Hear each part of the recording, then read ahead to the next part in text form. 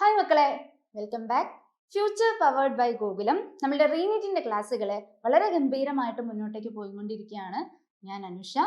ഞാൻ ഇന്ന് നിങ്ങളുടെ മുന്നിൽ എത്തിയിട്ടുള്ളത് നമ്മുടെ ഫിസിയോളജിയിലെ ഏറ്റവും ഇമ്പോർട്ടൻ്റ് ആയിട്ടുള്ള photo synthesis in higher plants എന്ന് പറയുന്ന ചാപ്റ്ററുമായിട്ടാണ് കേട്ടോ.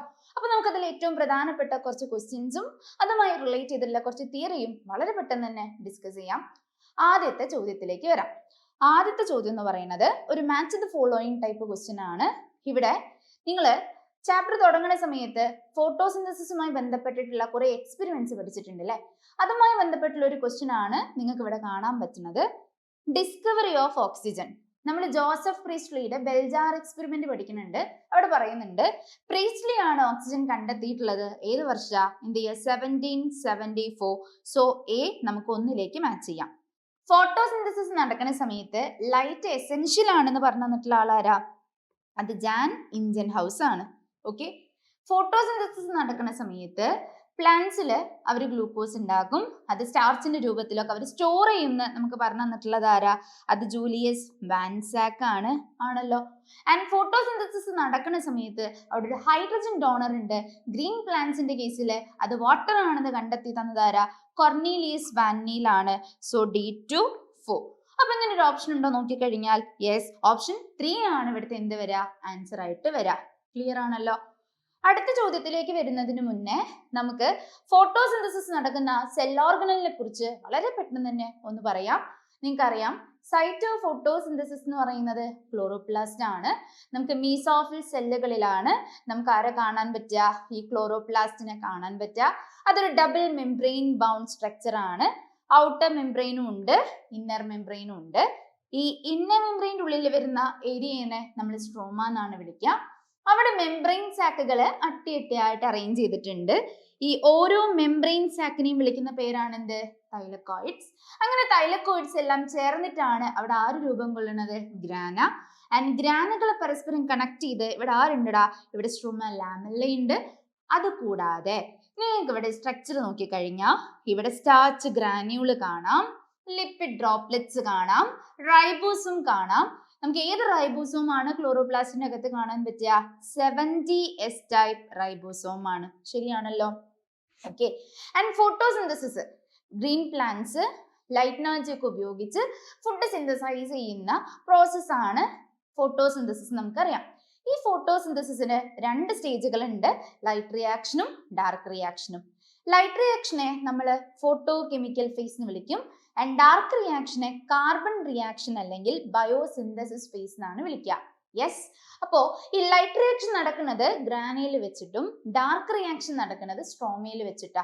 അപ്പൊ നമുക്ക് വളരെ കൃത്യമായിട്ട് ഈ ഒരു പോയിന്റിലേക്ക് എത്താൻ പറ്റും. The chloroplast show division of labour. Clear ആണല്ലോ. ഓക്കെ, അപ്പൊ നമുക്ക് അടുത്ത ചോദ്യത്തിലേക്ക് പോവാം.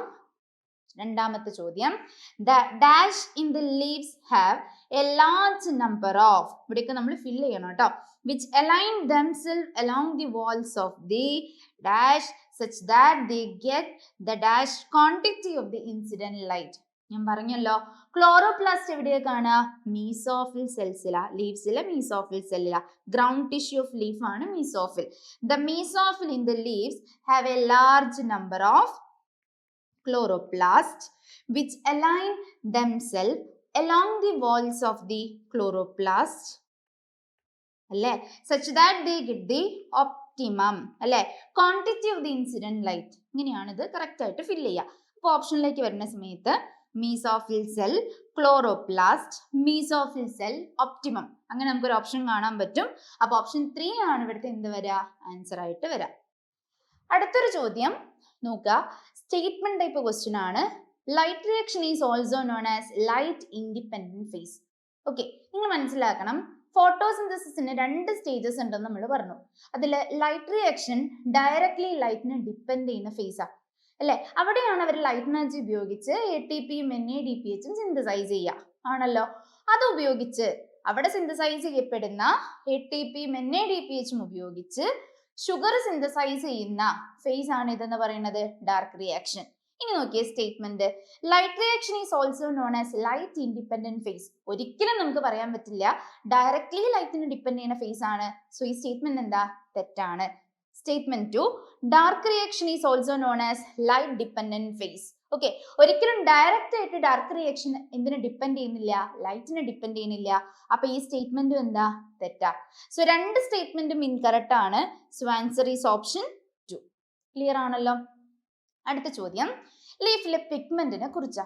നമുക്കറിയാം ഫോട്ടോസിന്തസിസ് നടക്കുന്ന സമയത്ത് അവിടെ ലൈറ്റ് അബ്സോർപ്ഷൻ നടക്കുന്നുണ്ട് അല്ലേ.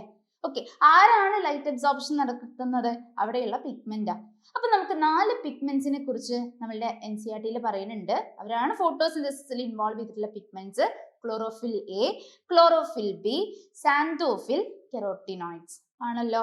ഓക്കെ, അപ്പൊ ലീഫിലുള്ള പിഗ്മെന്റ്സിനെ നമുക്ക് എങ്ങനെയാണ് സെപ്പറേറ്റ് ചെയ്യാൻ പറ്റുക, അതാണ് ചോദ്യം.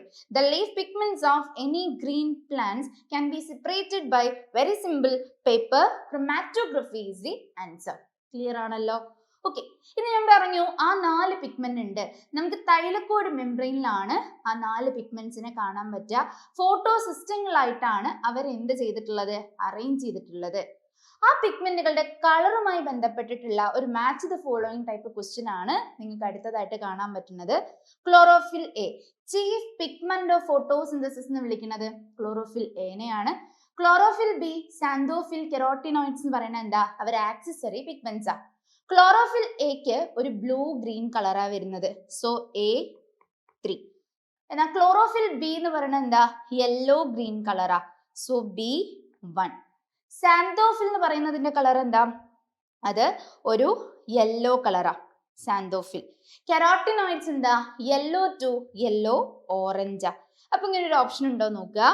A3, B1, C2, D4. Yes, option 4 ആണ് ഇതിന്റെ എന്തായിട്ട് വരിക, ആൻസർ ആയിട്ട് വരിക. അടുത്ത ചോദ്യം നമ്മുടെ NCERT വളരെ ഇമ്പോർട്ടന്റ് ആയിട്ടുള്ള ഒരു ഡയഗ്രാം ആണ് ഈ തന്നിട്ടുള്ളത്. ഇവിടെ ABCD എന്ന് പറഞ്ഞിട്ട് ഭാഗങ്ങൾ നിങ്ങളെടുത്ത് കറക്റ്റ് ആയിട്ട് ഐഡന്റിഫൈ ചെയ്യാനാണ് പറഞ്ഞിട്ടുള്ളത്. നോക്കുക, ഇവിടെ ഇത് ലൈറ്റ് ഹാർവസ്റ്റിംഗ് കോംപ്ലക്സ് ആണ് അല്ലെ. അപ്പൊ ഈ ലൈറ്റ് ഹാർവസ്റ്റിംഗ് കോംപ്ലക്സില് ഈ A എന്ന് മാർക്ക് ചെയ്തിട്ടുള്ളത് ആരാ, അത് പ്രൈമറി ഇലക്ട്രോൺ ആക്സെപ്റ്റർ ആണ്. യെസ്. അടുത്തത് നോക്കുക, B എന്ന് മാർക്ക് ചെയ്തിട്ടുള്ളത് ആരാണ്, അത് റിയാക്ഷൻ സെന്റർ ആണ്. ഒരു റിയാക്ഷൻ സെന്റർ എന്ന് പറയുന്നത് എപ്പോഴും ആരായിരിക്കുന്ന നമ്മൾ പഠിച്ചിട്ടുള്ളത്, ഒരു സിംഗിൾ ക്ലോറോഫിൽ എ മോളിക്യൂൾ ആണ്. ക്ലിയർ അല്ലേ.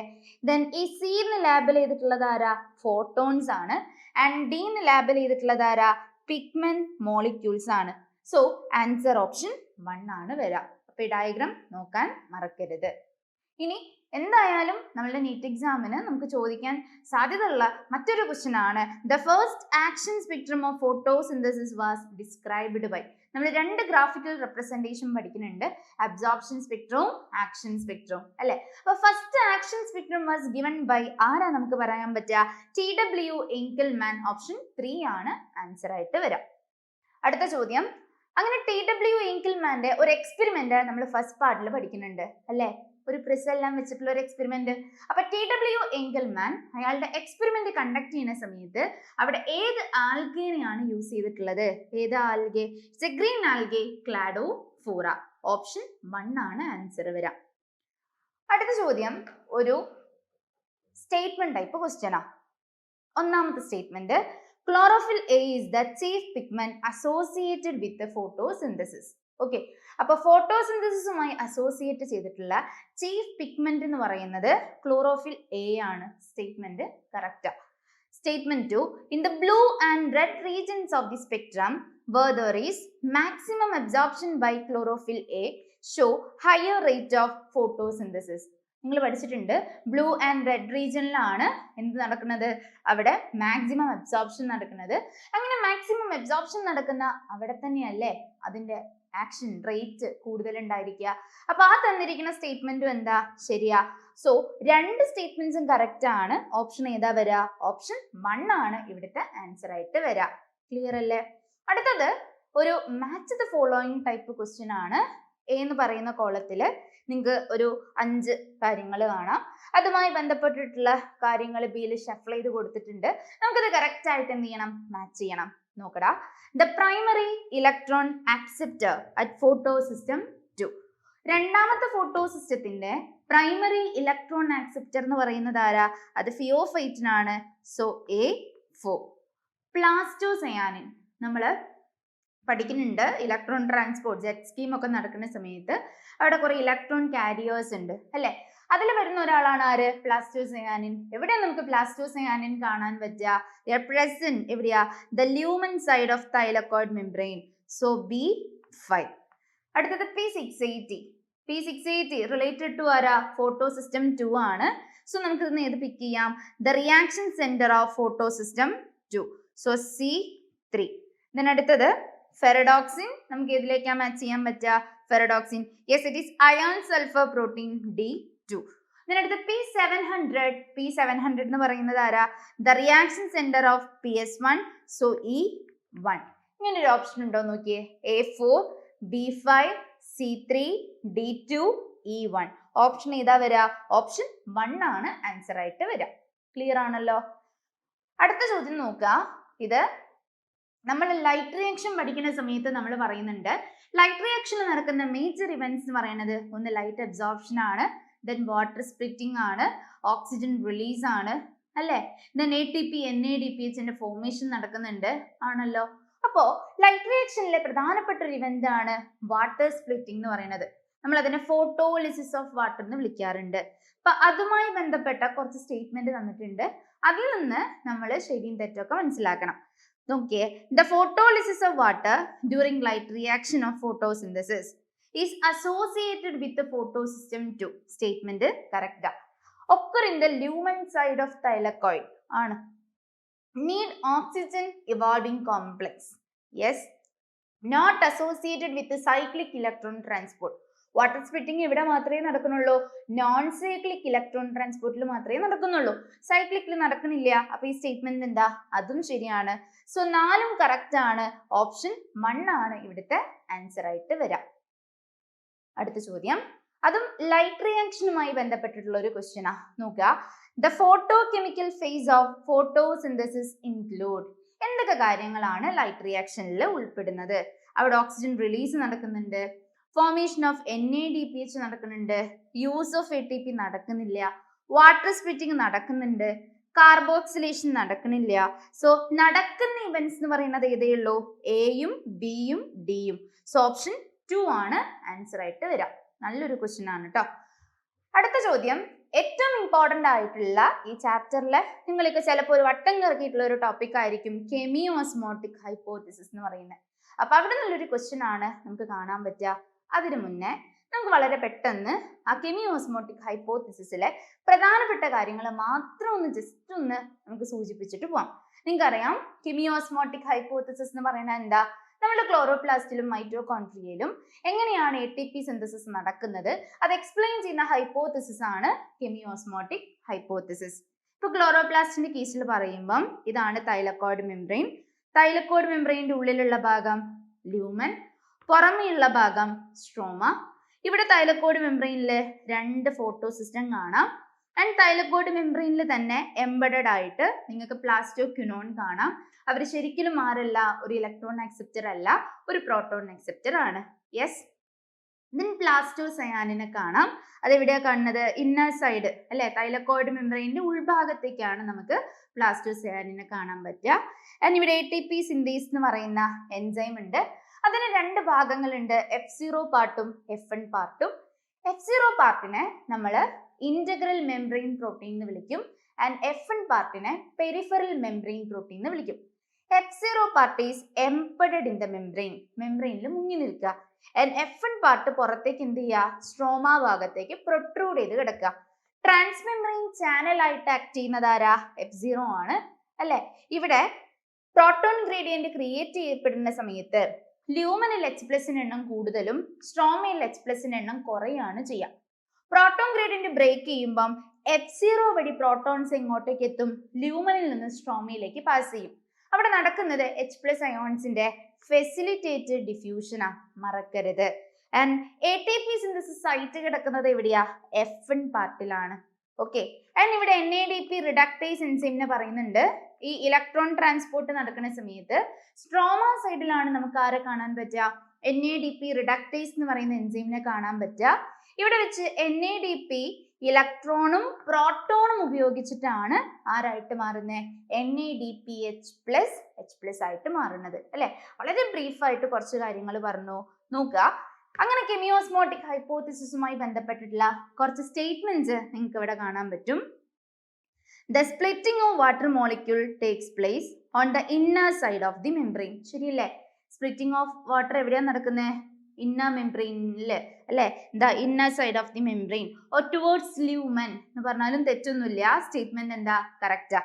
Proton accumulate within the lumen of the thylakoid ആണോ? യെസ്. വാട്ടർ മോളിക്യൂൾ ഒക്കെ സ്പ്ലിറ്റ് ചെയ്യുന്ന സമയത്ത് പ്രോട്ടോൺസ് അക്യുമുലേറ്റ് ചെയ്യുന്നത് എവിടെയാ? ലൂമനിലാണ്. ആൻഡ് ഈ പ്ലാസ്റ്റോക്വിനോൺ സ്ട്രോമയിൽ നിന്ന് ഒരു H+ വലിക്കും. ആ H+ അക്യുമുലേറ്റ് ചെയ്യുന്നത് എവിടെ തന്നെയാ? ഈ പറയുന്ന ലൂമനിലാണ്. സോ ഈ സ്റ്റേറ്റ്മെന്റ് എന്താ? കറക്റ്റാ. Primary acceptor of electron transfer it's electron to an electron carrier അല്ല. ആദ്യം ഇലക്ട്രോൺ അത് ക്യാരി ചെയ്യുന്നത് അല്ലെങ്കിൽ അത് പാസ് ചെയ്യുന്നത് ഒരു പ്രോട്ടോൺ കാരിയറിന്റെ അടുത്തേക്കാ. അത് പ്ലാസ്റ്റോക്വിനോണാ. അപ്പൊ ഈ സ്റ്റേറ്റ്മെന്റ് എന്താ? തെറ്റാ. NADP reductase enzyme is located on the stroma side of the membrane. Correct ആണല്ലോ. Proton increase in number in stroma അല്ല. പ്രോട്ടോണിന്റെ എണ്ണം സ്ട്രോമയിൽ കുറയും. എവിടെ കൂടും? ലൂമനിൽ കൂടും. അപ്പൊ ഈ സ്റ്റേറ്റ്മെന്റ് എന്താ? അതും തെറ്റാ. നിങ്ങളടുത്ത് കണ്ടെത്താൻ പറഞ്ഞിട്ടുള്ളത് കറക്റ്റ് സ്റ്റേറ്റ്മെന്റാ. അപ്പൊ ഇവിടെ കറക്റ്റ് സ്റ്റേറ്റ്മെന്റ്സ് നോക്കുക. 1 പറയാം, 2 പറയാം, 4 പറയാം. സോ ഓപ്ഷൻ എന്ന് പറയുന്നത് ഏതെടുക്കാം? ഓപ്ഷൻ 3 ആണ് ആൻസർ വരിക. ഓക്കെ. അപ്പൊ ആ ഭാഗം നല്ല വൃത്തിയായിട്ടൊന്ന് നോക്കുക കേട്ടോ. അടുത്തത് നമ്മൾ അവിടെ നേരത്തെ പറഞ്ഞ അതിലെ ATP സിന്തേസ് എൻസൈമിന്റെ ഒരു പാർട്ട് ആയിരുന്നു F0 എന്ന് പറയുന്നത്. ചോദ്യത്തിലേക്ക് വരാം. F0 of ATPase or ATP synthase അതിന് കറക്റ്റ് ആയിട്ടുള്ള ഏത് സ്റ്റേറ്റ്മെന്റ് ആണ് നമുക്ക് എടുക്കാൻ പറ്റുക? It is embedded in the thylakoid membrane. ശരിയാണ്. It form a transmembrane channel for movement of proton across the membrane to stroma. Correct ആണ്. It carry out facilitated diffusion of proton across the membrane. Correct ആണ്. Catalytic site of ATPase with synthesis ATP ആണോ? ATP synthesis site F0 ഉള്ളത്? അല്ല. അത് എവിടെയുള്ളത്? അത് F1 അപ്പൊ ഈ statement എന്താ? തെറ്റാ. അപ്പൊ നമ്മളിവിടെ നോക്കുന്ന സമയത്ത് ABC എന്ന് പറയുന്ന സ്റ്റേറ്റ്മെന്റ് ശരിയാണ്. D എന്താ? തെറ്റാണ്. അപ്പൊ നമുക്ക് ഏതാ ആൻസർ എടുക്കാൻ പറ്റുക? ഓപ്ഷൻ 4. ഓക്കെ ആണല്ലോ. അടുത്ത ചോദ്യം. The correct sequence of flow of electrons in the light reaction. Okay. അപ്പൊ ലൈറ്റ് റിയാക്ഷനിൽ ഇലക്ട്രോണിന്റെ ഫ്ലോ നടക്കുന്ന കറക്റ്റ് സീക്വൻസ് ആണ് നമ്മൾ ഇവിടുന്ന് കണ്ടെത്തേണ്ടത്. വളരെ സിമ്പിൾ ആയിട്ട് പറയാൻ പറ്റും. ആദ്യം ഇലക്ട്രോൺസ് ഫോട്ടോ സിസ്റ്റം 2, അവിടെ നിന്ന് അത് പോകുന്നത് പ്ലാസ്റ്റോക്വിനോൺ, അവിടെ നിന്ന് പാസ് ചെയ്യുന്നത് സൈറ്റോക്രോം B6F, അവിടെ നിന്ന് പാസ് ചെയ്യുന്നത് പ്ലാസ്റ്റോസയാനിൻ, അത് കഴിഞ്ഞ് ഫോട്ടോ സിസ്റ്റം 1, അത് കഴിഞ്ഞ് ഫെറഡോക്സിൻ. അപ്പൊ നമ്മൾ നോക്കുന്ന സമയത്ത് ഇവിടെ കറക്റ്റ് സ്റ്റേറ്റ്മെന്റ് അല്ലെങ്കിൽ കറക്റ്റ് സീക്വൻസ് എന്ന് പറയുന്നത് ഇത് 3 നമുക്ക് എടുക്കാൻ പറ്റില്ല. Photosystem 2, plastoquinone, cytochrome, BC1, ferredoxin. So option 1 ആണ് ഇവിടെ എന്തായിട്ട് വരിക? ആൻസർ ആയിട്ട് വരിക. ക്ലിയർ ആണല്ലോ. അടുത്ത ചോദ്യം. What is necessary for the reduction of NADP+ to NADPH+H+? NADPH+H+ ആവുന്നതിന് വേണ്ടി they need electrons and proton. നമ്മൾ പറഞ്ഞിട്ടേ ഉള്ളൂ. അപ്പൊ ഓപ്ഷൻ 3 ആണ് ആൻസർ വരിക. ക്ലിയർ ആണല്ലോ. ഓക്കെ. അങ്ങനെ നമ്മൾ ലൈറ്റ് റിയാക്ഷന്റെ ഏറെക്കുറെ പ്രധാനപ്പെട്ട ഭാഗങ്ങളൊക്കെ നമ്മൾ ഡിസ്കസ് ചെയ്തു. അങ്ങനെ ലൈറ്റ് റിയാക്ഷനിൽ ATPയും NADPHും സിന്തസൈസ് ചെയ്തു.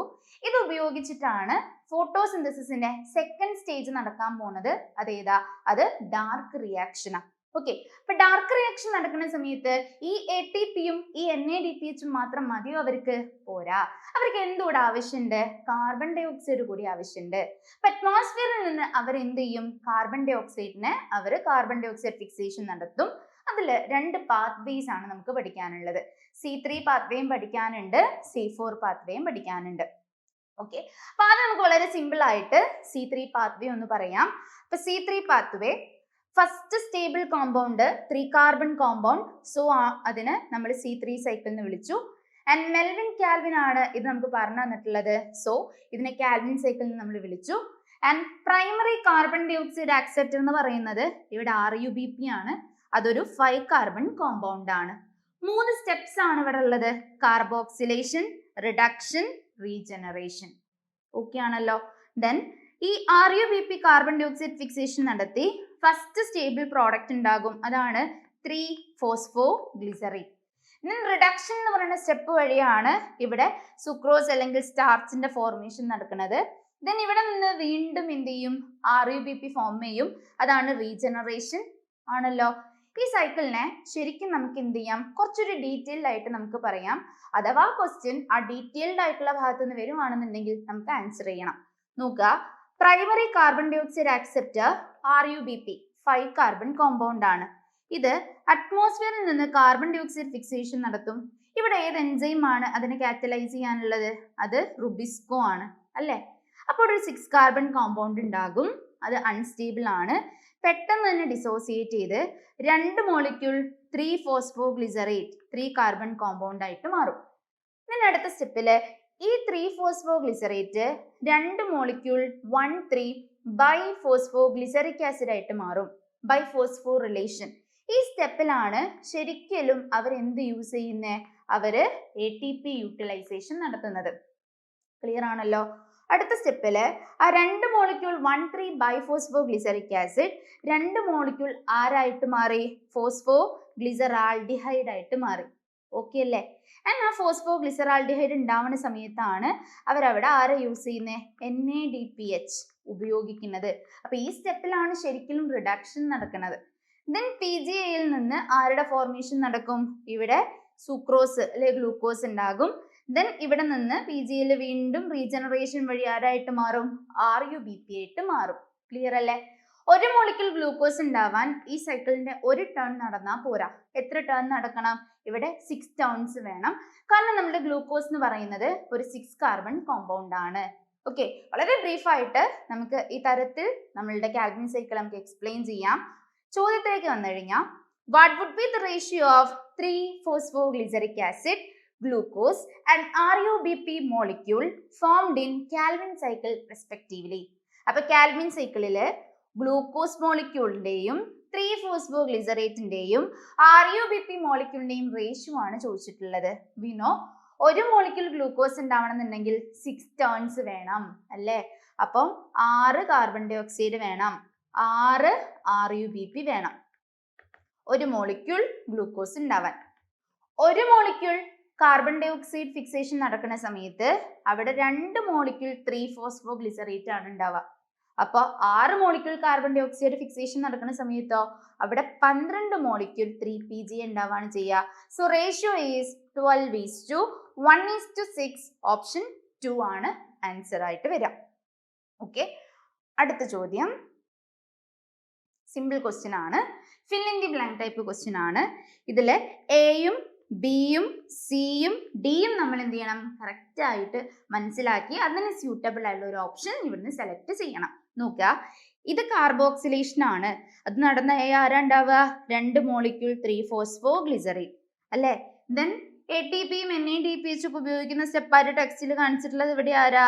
റിഡക്ഷൻ ആണ്. ദെൻ ഇവിടെ ആരാ ഉണ്ടാവുക? ഇവിടെ സ്റ്റാർച്ച് അല്ലേ, അല്ലെങ്കിൽ സൂക്രോസ്. ദെൻ അടുത്തത് ഇവിടെ ഏതാ സ്റ്റെപ്പ്? റീജനറേഷൻ. അപ്പൊ ഇങ്ങനെ ഒരു ഓപ്ഷൻ ഉണ്ടോ നോക്കുക. എ എന്ന് പറയുന്നത് 3-ഫോസ്ഫോഗ്ലിസറേറ്റ് ആണ്, ബി എന്ന് പറയുന്നത് റിഡക്ഷൻ ആണ്, സി എന്ന് പറയുന്നത് സ്റ്റാർച്ച് അല്ലെങ്കിൽ സൂക്രോസ് ആണ്, ദെൻ ഡി എന്ന് പറയുന്നത് റീജനറേഷൻ ആണ്. ഓപ്ഷൻ 4 ആണ് ആൻസർ ആയിട്ട് വരിക. ക്ലിയർ അല്ലേ? അടുത്തൊരു ചോദ്യം നല്ല അടിപൊളി ഒരു ന്യൂമറിക്കൽ ടൈപ്പ് ക്വസ്റ്റ്യൻ ആണ്. ഞാൻ ഡീറ്റെയിൽഡ് ആയിട്ടുള്ള സൈക്കിൾ പറഞ്ഞു, ആ ഭാഗം ഉപയോഗിച്ചും കൊണ്ടുള്ള ഒരു ക്വസ്റ്റ്യൻ ആണ് കാണാൻ പറ്റുന്നത്. ശ്രദ്ധിക്കണം കേട്ടോ. When 54 molecules of carbon dioxide fixed by Rubisco in a C3 plant, number of glyceraldehyde 3-phosphate exported to cytosol and number of glyceraldehyde 3-phosphate participate in regeneration phase respectively. വളരെ സിമ്പിൾ ആയിട്ട് പറയുകയാണെങ്കിൽ നമുക്കറിയാം, ഒരു molecule carbon dioxide fixation നടക്കുമ്പം 2 molecule ആരുണ്ടാവുന്നുണ്ട്? PGAയിൽ ഉണ്ടാവുന്നുണ്ട്. ഞാൻ ഡീറ്റെയിൽഡ് ആയിട്ടുള്ള സൈക്കിള് പറഞ്ഞു കഴിഞ്ഞു കേട്ടോ. ഓക്കെ, ഇനി ഗ്ലൂക്കോസ് ഉണ്ടാവുന്ന സമയത്ത് അവിടെ ഒരു കാർബൺ ഡൈ ഓക്സൈഡും പോരാ, 6 കാർബൺ ഡൈ ഓക്സൈഡ് ഉപയോഗിച്ച് 6 turns of cycle is needed. ആണല്ലോ. അപ്പോ ഒരു കാർബൺ ഡൈ ഓക്സൈഡ് ഫിക്സേഷൻ നടക്കുമ്പം 2 PgL ആണെങ്കിൽ 6 molecule carbon dioxide fix ചെയ്യുമ്പം അവിടെ 12 മോളിക്യൂൾ PgAl ഉണ്ടാകുന്നു. ക്ലിയർ അല്ലേ? ഈ 12 PgAl നിന്ന് 2 PgAl ആണ് എന്തിനു വേണ്ടിയിട്ട് യൂസ് ചെയ്യാം? നമ്മൾ ഗ്ലൂക്കോസ് ഉണ്ടാക്കാൻ വേണ്ടിയിട്ട് യൂസ് ചെയ്യാം. ബാക്കി 10 PgAlനെ നമ്മൾ എവിടെയാ യൂസ് ചെയ്യുക? റീജനറേഷന് വേണ്ടിയിട്ടാണ് യൂസ് ചെയ്യുക. ക്ലിയർ ആണല്ലോ?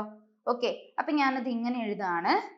1 molecule carbon dioxide fix ചെയ്യുമ്പം 2 PgAl ഗ്ലൂക്കോസ് ഉണ്ടാവാൻ. 1 molecule carbon dioxide fixation നടക്കുമ്പം ഒന്നല്ല 6 molecule carbon dioxide fixation നടക്കുമ്പം 2 PgAl ഗ്ലൂക്കോസ് ഉണ്ടാവാൻ പോവും. അതേപോലെ 10 PgAl റീജനറേഷന് വേണ്ടിയിട്ടും യൂസ് ചെയ്യും അല്ലെ? അങ്ങനെയാണെന്നുണ്ടെങ്കിൽ 54 molecule carbon dioxide fix ചെയ്യുമ്പം എത്ര PgAl ആണ് എന്തിന്? ഗ്ലൂക്കോസ് ഉണ്ടാവാൻ സൈറ്റോപ്ലാസത്തിലേക്ക്. ദെൻ എത്ര PgAl ആണ് 54 molecule carbon dioxide fix ചെയ്യുമ്പം എത്ര PgAl ആണ് റീജനറേഷന് വേണ്ടിയിട്ട് യൂസ് ചെയ്യുക? നമുക്കിത് ക്രോസ് ചെയ്ത ആൻസർ കിട്ടി. എങ്ങനെ എഴുതാ? 6x = നമ്മൾ മാത്സിൽ പുലികളായതുകൊണ്ട് നിങ്ങൾക്ക് ഇങ്ങനെ തന്നെ ചെയ്യാം. 54 × 2/6. ഇവിടെ ആൻസർ കിട്ടണമെങ്കിൽ 54 × 10/6 അല്ലേ? അപ്പൊ ഇവിടെ എത്ര വരും? 18. ഇവിടെ ആൻസർ എത്ര വരും? 90. ഓക്കെ, അപ്പൊ 54 molecule carbon dioxide fixation നടത്തുന്ന സമയത്ത് എത്ര മോളിക്യൂൾ PgAl ആണ് സൈറ്റോപ്ലാസത്തിലേക്ക് ട്രാൻസ്പോർട്ട് ചെയ്യുന്നത്? 18. എത്ര മോളിക്യൂൾ PgAl ആണ് റീജനറേഷന് വേണ്ടിയിട്ട് യൂസ് ചെയ്യുക? 90. So answer is option 4. Clear ആണല്ലോ? നല്ലൊരു ക്വസ്റ്റ്യൻ ആണ് കേട്ടോ. അടുത്തൊരു ചോദ്യം കാൽവിൻ സൈക്കിളുമായി ബന്ധപ്പെട്ട് തന്നെയാണ്. കുറച്ച് സ്റ്റേറ്റ്മെന്റ് ആണ്. ഇതിൽ നിന്ന് നിങ്ങൾ എടുത്ത ഇൻകറക്റ്റ് സ്റ്റേറ്റ്മെന്റ് കണ്ടെത്താനാണ് പറഞ്ഞിട്ടുള്ളത്. Second step of Calvin cycle, yes, അത് റിഡക്ഷൻ ആണ്. Involve utilisation of 2 molecules of ATP for reduction. നമുക്കറിയാം ആ സ്റ്റെപ്പില് ATPയും NADPHും ഉപയോഗിക്കുന്നുണ്ട് അല്ലെ? ഞാൻ ഡീറ്റെയിൽഡ് ആയിട്ടുള്ള സൈക്കിൾ പറഞ്ഞ സമയത്ത് പ്രത്യേകം പറഞ്ഞിട്ടുള്ള കാര്യമാണ്. ATP ഈസ് യൂസ്ഡ് ഫോർ എന്തിനാ? ഫോസ്ഫോറിലേഷനാ. NADPH ഈസ് യൂസ്ഡ് ഫോർ എന്തിനാ? റിഡക്ഷനാ. അപ്പൊ ഇവിടെ പറഞ്ഞിട്ടുള്ളത് ATP ഫോർ റിഡക്ഷൻ അല്ലേ? ATP ഫോർ എന്തിനാ ഉപയോഗിക്കുക? ഫോസ്ഫോറിലേഷൻ അല്ലേ? അപ്പൊ ഈ സ്റ്റേറ്റ്മെന്റ് എന്താ? തെറ്റാ. The regeneration step require 1 ATP for phosphorylation to form RUBP. Correct ആണ്. It is probability to meet the difference in number of ATP and NADPH used in dark reaction that the cyclic phosphorylation takes place. Correct ആണല്ലോ. Plants that are adapted to dry tropical region have the C4 pathway. Correct ആണ്. അപ്പൊ incorrect statement എന്ന് പറയുന്നത് എന്താ? Option 1 ആണ് answer ആയിട്ട് വരിക. Clear അല്ലേ? അടുത്ത ചോദ്യം, the stroma lamella in plastid lac. നമ്മൾ പറയുന്നുണ്ട് cyclic phosphorylation takes place in എവിടെയാ? സ്ട്രോമ ലാമെല്ലയില. ആ സ്ട്രോമ ലാമെല്ലയിൽ വെച്ചത് നടക്കുന്ന സമയത്ത് അവിടെ എന്തോ സാധനം ഇല്ല എന്ന് പറയുന്നുണ്ട് അല്ലെ? അവിടെ എന്താ ഇല്ലാത്തത്? It lack PS2 and NADP reductase. Option 2 ആണ് ആൻസർ വരിക. നിങ്ങൾക്കറിയാം സൈക്ലിക് ഫോട്ടോഫോസ്ഫോറിലേഷൻ നടക്കുന്ന സമയത്ത് അവിടെ ഒറ്റ ഫോട്ടോസിസ്റ്റ് ഇൻവോൾവ് ചെയ്തിട്ടുള്ളൂ. അത് ആര് മാത്ര? PS1 മാത്രമാണ്. ഓക്കെ അല്ലേ? അടുത്തത് വളരെ ഇമ്പോർട്ടന്റ് ആയിട്ടുള്ള നമ്മളുടെ C4 പാത്വേ എന്നുള്ളൊരു ക്വസ്റ്റ്യനാ. നമുക്കറിയാം ഡ്രൈ ട്രോപ്പിക്കൽ റീജിയൻസിൽ കണ്ടുവരുന്ന പ്ലാന്റുകളിലാണ് നമുക്ക് C4 പാത്വേ കാണാൻ പറ്റുക, കാർബൺ ഡൈ ഓക്സൈഡ് ഫിക്സേഷന് വേണ്ടി അല്ലെ? പക്ഷെ പ്ലാന്റ് C3 ആണെങ്കിലും C4 ആണെന്നുണ്ടെങ്കിലും അവിടെ ഗ്ലൂക്കോസ് സിന്തസൈസ് ചെയ്യണമെന്നുണ്ടെങ്കിൽ അവർ ഏത് പാത്വേയിലേക്ക് തന്നെ വരണം? അവര് C3 പാത്വേയിലേക്ക് തന്നെ വരണം. അങ്ങനെ C4 പ്ലാന്റ്സിന് ഒരുപാട് എക്സാമ്പിൾ നിങ്ങൾ പഠിക്കുന്നുണ്ട്. അതിൽ മെയ്സ് വരുന്നുണ്ട്, ഷുഗർ കെയിൻ വരുന്നുണ്ട്, സോർഗം ഉണ്ട്, അമരാന്തസ് ഉണ്ട് അല്ലെ? അപ്പൊ C4 പ്ലാന്റ്സിന്റെ ലീഫ് നമ്മൾ ഒബ്സർവ് ചെയ്ത് കഴിഞ്ഞാൽ അതിൽ നിങ്ങൾക്ക് ഒരു സ്പെഷ്യലൈസ്ഡ് ലീഫ് അനാട്ടമി കാണാൻ പറ്റും. ആ ലീഫ് അനാട്ടമി ആണ് എന്ത്? Kranz anatomy. ചോദ്യം മറ്റൊന്നല്ല, Kranz anatomy is one of the characteristics of the leaves of ആരുടെ പ്രത്യേകതയാ? C4 പ്ലാന്റ്സിന്റെ ആണ്. ഏതതില് C4 പ്ലാന്റ്? ഓപ്ഷൻ 1 മെയ്സ് ആണ് ആൻസർ വരിക. അടുത്ത നമുക്ക് സിമ്പിൾ ആയിട്ട് നമ്മളുടെ C4 പാത്വേയിലെ പ്രധാനപ്പെട്ട കുറച്ച് കാര്യങ്ങൾ ഒന്ന് ഓടിച്ച് പറഞ്ഞിട്ട് വരാം. നോക്കുക, C4 പാത്വേയിലെ primary carbon dioxide acceptor എന്ന് പറയുന്നത് ഫോസ്ഫോയിനോൾ പൈറുവേറ്റ. അതൊരു 3 കാർബൺ കോമ്പൗണ്ട് ആണ്. കാർബൺ ഡൈ ഓക്സൈഡ് ഫിക്സേഷൻ നടന്നാൽ, primary carbon dioxide fixation നടന്നു കഴിഞ്ഞാൽ അവിടുത്തെ ഫസ്റ്റ് സ്റ്റേബിൾ പ്രോഡക്റ്റ് ഉണ്ടാകും. അത് ഓക്സാലോ അസറ്റിക് ആസിഡ് ആണ്. അതൊരു 4 കാർബൺ കോമ്പൗണ്ട് ആണ്. അതുകൊണ്ടാണ് നമ്മൾ ഈ പാത്വേനെ എന്ത് വിളിക്കുന്നത്? C4 പാത്വേ എന്ന് വിളിക്കുന്നത്. ശരിയല്ലേ? ആൻഡ് ഇവിടെ നിങ്ങൾ C4 പ്ലാന്റ്സിന്റെ ലീഫ് അനാട്ടമി, നമ്മൾ ക്രൻസ് അനാട്ടമി എന്ന് പറഞ്ഞു. അപ്പൊ ഇവിടെ 2 ടൈപ്പ് സെല്ലുകൾ നമ്മൾ കാണുന്നുണ്ട് അല്ലെ? ക്രാൻസ് എന്ന് വെച്ചാൽ അതിന്റെ മീനിങ് എന്താ? റീത്ത് എന്നാ അല്ലെ? അപ്പൊ വാസ്കുലാർ ബണ്ടിൽസിന് ചുറ്റുമായിട്ട് സെവറൽ ലെയേഴ്സ് ആയിട്ട് ആര് അറേഞ്ച് ചെയ്തിട്ടുണ്ട്? ബണ്ടിൽ ഷീത്ത് സെൽസിനെ അറേഞ്ച് ചെയ്തിട്ടുണ്ട് ആണല്ലോ. അപ്പൊ ഈ പറഞ്ഞിട്ടുള്ള സ്റ്റെപ്സ്, അതായത് primary carbon dioxide acceptor ആയിട്ടുള്ള phosphoenol pyruvate carbon dioxide fixation നടത്തി ഓക്സാലോ അസറ്റിക് ആസിഡ് ഉണ്ടായി. ആ ഓക്സാലോ അസറ്റിക് ആസിഡ് അവിടെ വെച്ചിട്ട് തന്നെ മറ്റ് 4 കാർബൺ ആസിഡ്, ഒന്നുകിൽ മാലിക് ആസിഡോ അസ്പാർട്ടിക് ആസിഡോ ആയിട്ട് മാറും. ഇത്രയും ഇവന്റുകൾ നടക്കുന്നത് എവിടെ വെച്ചിട്ടാ? മീസോഫിൽ സെല്ലിൽ വെച്ചിട്ടാ. ക്ലിയർ അല്ലേ? ദെൻ അങ്ങനെ കൺവേർട്ട് ചെയ്തിട്ടുള്ള C4 ആസിഡ് എങ്ങോട്ടേക്ക് ട്രാൻസ്പോർട്ട് ചെയ്തു? അത് ബണ്ടിൽ ഷീറ്റ് സെല്ലിലേക്ക് ട്രാൻസ്പോർട്ട് ചെയ്തു. അവിടെ വെച്ചതിന് ഡീകാർബോക്സിലേഷൻ നടന്നു. കാർബൺ ഡൈ ഓക്സൈഡ് റിലീസ് ചെയ്തു. C3 ആസിഡ് ആയിട്ട് മാറി. ആ C3 ആസിഡ് ആണ് ആരെന്ന് പറയുന്നത്? Pyruvic acid. ഓക്കെ അല്ലേ? ദെൻ ഈ C3 ആസിഡ്, പൈറുവിക് ആസിഡ് ഉണ്ടായി. ഇവിടുന്ന് റിലീസ് ചെയ്ത കാർബൺ ഡൈ ഓക്സൈഡ് നേരെ എൻ്റർ ചെയ്യുന്നത് എങ്ങോട്ടേക്കാ? കാൽവിൻ സൈക്കിളിലേക്കാ. ഇവിടെ ഉണ്ടായിട്ടുള്ള C3 ആസിഡ് എങ്ങോട്ടേക്ക് ട്രാൻസ്പോർട്ട് ചെയ്തു? മീസോഫിൽ സെല്ലിലേക്ക് ട്രാൻസ്പോർട്ട് ചെയ്തു. അവിടെ വെച്ചത് വീണ്ടും ആരായിട്ട് മാറി? നമ്മളുടെ ഫോസ്ഫോയിനോൾ പൈറുവേറ്റ് ആയിട്ട് മാറി. അവിടെ അവർക്ക് 2 ATP ആണ് അതിന് ആവശ്യമായിട്ട് വന്നിട്ടുള്ളത്. അപ്പൊ ശ്രദ്ധിച്ചോ, ഒരു molecule carbon dioxide fixation നടക്കുന്ന സമയത്ത് ഈ C4 പാത്വേയില് അവർക്ക് ഈ ഒരു സൈക്കിൾ നടക്കാൻ മാത്രം 3 ATPയും അതേപോലെ 2 NADPHും ആവശ്യമുണ്ട്. ദെൻ റീജനറേഷൻ എന്ന് പറയുന്ന സ്റ്റെപ്പിൽ അവർക്ക് എന്ത് വേണം? 2 ATP അല്ലാതെയും വേണം. അപ്പൊ നമുക്ക് ഇങ്ങനെ പറയാൻ പറ്റും, C4 പാത്വേയില് ടോട്ടൽ 5 ATPയും 2 NADPHും ആവശ്യമുണ്ട് ഒരു കാർബൺ ഡൈ ഓക്സൈഡ് ഫിക്സേഷൻ നടത്താൻ. അപ്പൊ ഒരു മോളിക്യൂൾ ഗ്ലൂക്കോസ് ഉണ്ടാക്കാൻ 6 ടേൺസ് വേണം. അപ്പൊ എത്ര വരും? അവിടെ 30 ATPയും 12 NADPH മോളിക്യൂൾസ് ആണ് ആവശ്യമായിട്ട് വരിക. ഓക്കെ അല്ലേ? എന്നാൽ ഒരു C3 പ്ലാന്റിൽ, ഒരു C3 പാത്വേയിൽ നമ്മൾ നോക്കുകയാണെങ്കിൽ അവിടെ ഒരു മോളിക്യൂൾ അല്ലെ കാർബൺ ഡൈ ഓക്സൈഡ് ഫിക്സേഷൻ നടക്കുമ്പോൾ 3 ATPയും 2 NADPHും ആണ് ആവശ്യം. അപ്പൊ ഒരു മോളിക്യൂൾ ഗ്ലൂക്കോസ് ഉണ്ടാവാനോ അവർക്ക് ആവശ്യം 18 ATPയും 12 NADPHും ആണ്. ഈ വാല്യൂസ് കൂടെ എന്ത് ചെയ്യണം? ഒന്ന് ഓർത്ത് വെക്കണം കേട്ടോ. അടുത്ത ക്വസ്റ്റ്യനിലേക്ക് വരാം. അടുത്ത ചോദ്യം എന്ന് പറയുന്നത്, phosphoenol pyruvate is the primary carbon dioxide acceptor in ഏതില്ല? C4 പ്ലാന്റുകളിലെ primary carbon dioxide acceptor ആണ് ആരെന്ന് പറയുന്നത്? Phosphoenol pyruvate. മീസോഫിൽ സെല്ലിലാണ് കാണുക. ആൻഡ് അവിടെ primary carbon dioxide fixation നടത്താൻ ഏത് എൻസൈം ഉണ്ട്? പെപ്റ്റേസ് എന്ന് പറയുന്ന എൻസൈം ഉണ്ട്. ആൻഡ് C4 പ്ലാന്റുകളില് ഈ പെപ്റ്റേസ് എന്ന് പറയുന്ന എൻസൈം കാണുന്നത് എവിടെയാ? മീസോഫിൽ സെല്ലിലാണ്. അതേപോലെ C4 പ്ലാന്റുകളിൽ നമുക്ക് റുബിസ്കോ എൻസൈം കാണാം. എന്നാൽ അവർ പ്രസന്റ് ആയിട്ടുള്ളത് എവിടെയാ?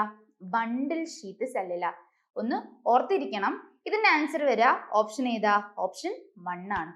അടുത്ത ചോദ്യം, in C4 plant bundle sheet show.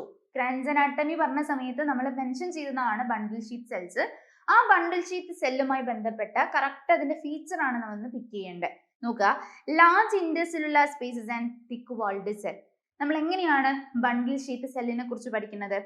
Vascular ബണ്ടിലിനെ സറൗണ്ട് ചെയ്ത് സെവറൽ ലെയേഴ്സ് ഓഫ്, ഒന്നല്ല കേട്ടോ, several layers of thick walled ആയിട്ടുള്ള ഇന്റർസെല്ലുലാർ സ്പേസസ് ഇല്ലാത്ത ലാർജ് നമ്പർ ഓഫ് ക്ലോറോപ്ലാസ്റ്റുകളുള്ള സെല്ലുകളാണ് ഇതെന്ന് പറയുന്നത് bundle sheath cell. So large intercellular space തെറ്റി.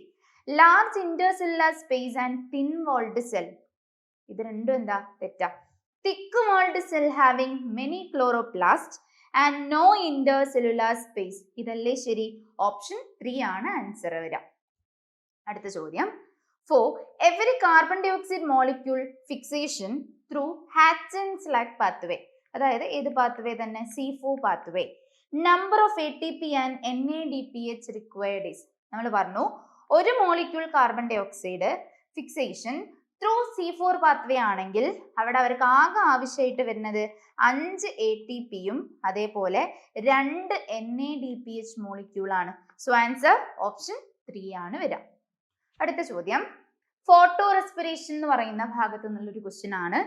The oxygenation activity of Rubisco enzyme in photorespiration lead to the formation of.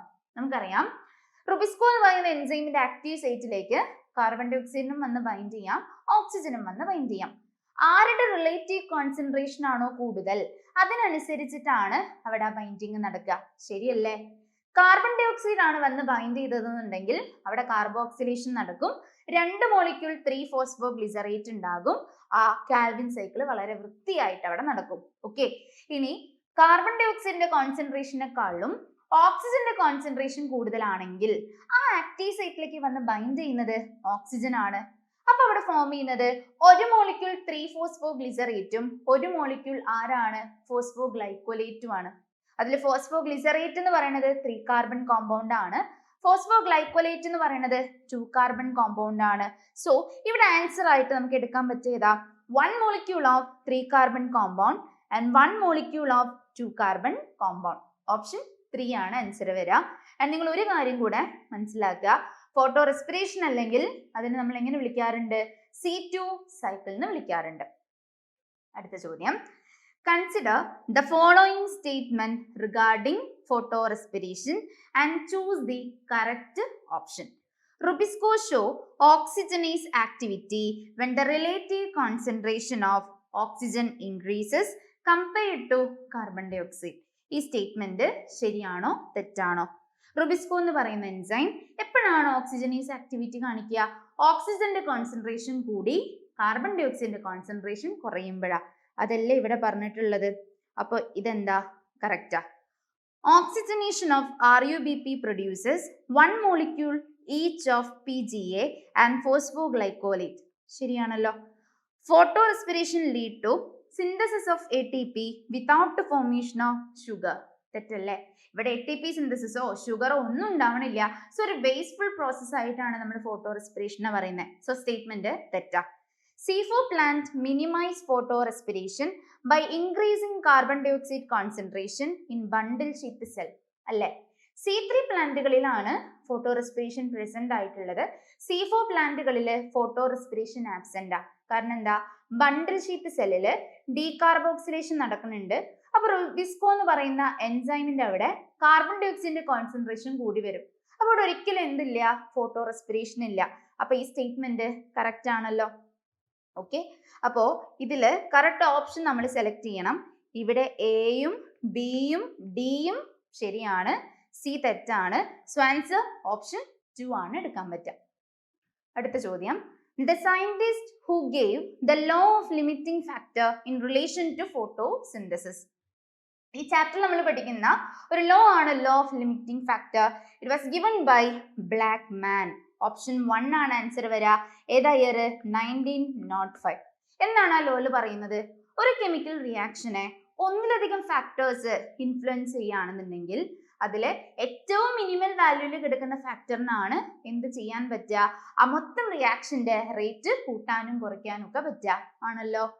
അടുത്തത്, following crops have been extensively cultivated in carbon dioxide rich atmosphere for higher yield. Direct question ആണ്. Answer ചെയ്താ വരാ tomatoes and bell pepper. Option 1 ആണ് answer വരാ. അടുത്ത ചോദ്യം, which of these is not an external factor affecting photosynthesis? ഫോട്ടോസിന്തസിസിനെ affect ചെയ്യുന്ന external ഫാക്ടറും ഉണ്ട്, ഇന്റേണൽ ഫാക്ടർ അല്ലെങ്കിൽ പ്ലാന്റ് ഫാക്ടേഴ്സ് ഉണ്ട്. അപ്പൊ താഴെ തന്നിരിക്കുന്നതില് ഏതാണ് എക്സ്റ്റേണൽ ഫാക്ടർ അല്ലാത്തത് എന്നാണ് ചോദ്യം. അപ്പൊ sunlight, temperature, carbon dioxide concentration, ഇത് മൂന്നും എന്താ? എക്സ്റ്റേണൽ ഫാക്ടേഴ്സ് ആണ്. ഇന്റേണൽ ഫാക്ടർ എന്ന് പറയുന്നത് ഏത് മാത്രമേ ഉള്ളൂ? Leaf orientation. അപ്പൊ ഓപ്ഷൻ 3 ആണ് ആൻസർ വരിക. അടുത്ത ചോദ്യം, at what percentage of sunlight does light saturation occur? Okay, മൊത്തം സൺലൈറ്റിന്റെ എത്ര മതി ശരിക്കും സാച്ചുറേഷൻ നടക്കാൻ? ഓൺലി 10%. ഓപ്ഷൻ 3 ആണ് ആൻസർ വരിക. ദ ഫൈനൽ ക്വസ്റ്റ്യൻ, ഇതൊരു ഗ്രാഫാണ്, നമ്മുടെ ടെക്സ്റ്റ് ബുക്കിൽ തന്നെ ആ ലോ ഒക്കെ നമ്മൾ എക്സ്റ്റേണൽ ഫാക്ടേഴ്സിനെയൊക്കെ പറഞ്ഞിരിക്കുന്ന അവിടെ കാണാൻ പറ്റുന്ന ഒരു ഗ്രാഫാണ് അല്ലേ. നോക്കുക, A portion of the graph rate of photosynthesis versus light intensity is labeled A. What causes A? അപ്പോൾ ഇതെന്താ, ലൈറ്റ് ഇന്റൻസിറ്റി, ഇവിടെ എന്താ, റേറ്റ് ഓഫ് ഫോട്ടോസിന്തസിസോ. ഇപ്പൊ ലൈറ്റ് ഇന്റൻസിറ്റി കൂടുന്നതിനനുസരിച്ച് ഫോട്ടോസിന്തസിസിന്റെ റേറ്റും കൂടും അല്ലെ. എവിടെ വരെ മാത്രം, ഒരു പോയിന്റ് വരെ മാത്രം. അതിനപ്പുറത്തേക്ക് എന്ത് ചെയ്യുന്നില്ല, ലൈറ്റിന്റെ ഇന്റൻസിറ്റി കൂടുമ്പം ഫോട്ടോസിന്തസിസിന്റെ റേറ്റ് കൂടുന്നില്ല അല്ലെ. അതിനർത്ഥം ഈ എ എന്ന് പറയുന്ന പോയിന്റിൽ എന്താണ് മെൻഷൻ ചെയ്യുന്നത്, അല്ലെങ്കിൽ എന്താ അവിടെ ഉദ്ദേശിക്കുന്നത്, എ എന്ന് പറയുന്ന പോയിന്റില് ലൈറ്റ് എന്തല്ല, ഒരു ലിമിറ്റിംഗ് ഫാക്ടർ അല്ല. ക്ലിയർ അല്ലേ. സോ ആൻസർ എന്ന് പറയുന്നത് ഏതാ വരാ, ഓപ്ഷൻ 3 ആണ് വരാ. ഓക്കെ, അപ്പൊ ഇത് വളരെ ഇമ്പോർട്ടന്റ് ആയിട്ടുള്ള ഒരു ഏരിയ ആണ്. എല്ലാവരും പോയിട്ട് എന്ത് ചെയ്യണം, ഇതിന്റെ ഭാഗങ്ങളൊക്കെ ഒന്ന് വൃത്തിയായിട്ട് വായിക്കണം. ആൻഡ് ഇത്രയേ ഉള്ളൂ ഫോട്ടോസിന്തസിസ് ഇൻ ഹയർ പ്ലാന്റ്സ് എന്ന് പറയുന്ന ചാപ്റ്റർ. അപ്പൊ മക്കളെല്ലാവരും നല്ല രീതിയിൽ ക്വസ്റ്റ്യൻസ് പ്രാക്ടീസ് ചെയ്യുക. പിന്നെ നല്ലൊരു ചാൻസ് ആണ് കിട്ടിയിട്ടുള്ളത്. നിങ്ങളുടെ മാക്സിമം നിങ്ങൾ ട്രൈ ചെയ്യുക, റിസൾട്ട് എന്തായാലും കിട്ടും. So thank you.